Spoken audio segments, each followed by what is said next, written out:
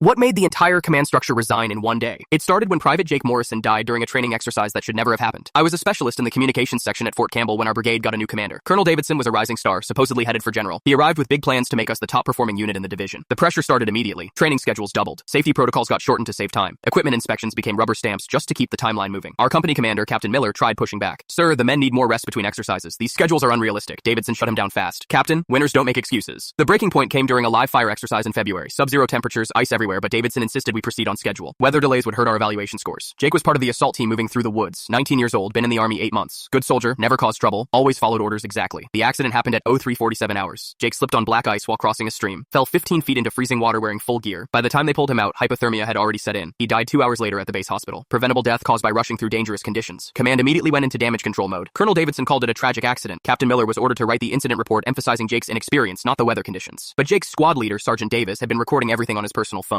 Not officially, just documenting training for his own records. He caught the whole thing on video. The footage showed Davidson on radio personally overriding safety officer recommendations. Heard him saying, "I don't care about the weather, we're not falling behind schedule." Davis tried going through proper channels first, showed the video to Captain Miller, who wanted to forward it up the chain. Miller was told to delete the footage and forget what he'd seen. That's when Davis made copies and sent them to everyone he could think of. Battalion commander, brigade command, inspector general, even local news stations. The video went viral within hours. Clear audio of Davidson prioritizing training scores over soldier safety. Visual evidence of dangerous conditions that led directly to Jake's death. By noon the next day, congressional offices were calling for investigations. National news trucks were parked outside the base gates. The dominoes fell fast. At 1400 hours, Captain Miller walked into Davidson's office and placed his resignation letter on the desk. "I can't serve under a commander who values statistics over soldiers' lives." Lieutenant Colonel Brooks, the battalion commander, followed 30 minutes later. Same speech, same resignation letter. By 1600 hours, every company commander in the brigade had submitted resignation papers. First sergeants were next. Even the brigade command sergeant major turned in his resignation. Davidson found himself completely alone by evening. No subordinate commanders, no senior enlisted advisors, nobody willing to serve under him. The investigation moved quickly after that. Davidson was relieved of command within 48 hours. Court-martial proceedings started the following week. Jake's parents sued the Army and won a massive settlement. The training protocols that Davidson had shortened were completely rewritten. New safety requirements became mandatory across all installations. Captain Miller got picked up by a different brigade, made major ahead of schedule. His resignation letter became required reading at the Command and General Staff College. Last month, I attended Jake's memorial service. They named the new safety training center after him. Every officer who goes through Fort Campbell now learns about the Morrison Protocol. The bronze plaque by the entrance reads, "Dedicated to Private Jake Morrison. No mission is worth a soldier's life." Colonel Davidson never got his general's star. He retired quietly 6 months later. Works at a defense contractor now, pushing papers instead of soldiers.